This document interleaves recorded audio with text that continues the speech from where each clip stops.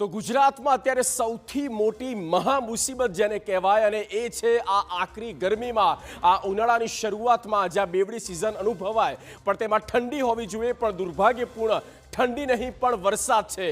ચોમાસા જેવો માહોલ બની ગયો છે ત્યારે કયા કયા એ જિલ્લા છે જે સૌથી વધારે અફેક્ટિવ થયા છે શરૂઆત પહેલા આપણે બિગ વોલ પર એ તમામ વિગતો આપણે બતાવી રહ્યા છીએ કે માવઠાને કારણે ક્યાં નુકસાન થયું છે તો આ ગુજરાતનો નકશો ને જેમાં રેડ એરિયાઝ આપણે બતાવવામાં આવ્યા છે એ જિલ્લા એ ડિસ્ટ્રિક્ટ કે જ્યાં ભારે નુકસાન થયું છે અને તેમાં સૌરાષ્ટ્ર ખાસ તો જુઓ રાજકોટ અમરેલી અને ગીર સોમનાથ ત્યારબાદ બોટાદ કચ્છ જિલ્લો પણ આમાં સમાવેશ થયો છે અને ઉત્તર ગુજરાતમાં બનાસકાંઠામાં પણ ભારે નુકસાન થયું છે તો આ એ જિલ્લા છે 34 જિલ્લામાંથી મહત્વપૂર્ણ જ્યાં જ્યાં ભારે નુકસાન એ ખેડૂતોને થયું છે તેની વાત કરીએ તો આગળ ઉત્તર ગુજરાતમાં જ સાબરકાંઠા અને પાટણનો પણ સમાવેશ થાય છે આગળ વધીએ મધ્યમાં તો વડોદરા છે ત્યારબાદ દાહોદ અને પંચમહાલમાં પણ ખેડૂતો માટે આ જે સિઝન છે અને આ સિઝન બગડે તેવું લાગે છે જીવાત આવી શકે આ એ જિલ્લા રહ્યા છે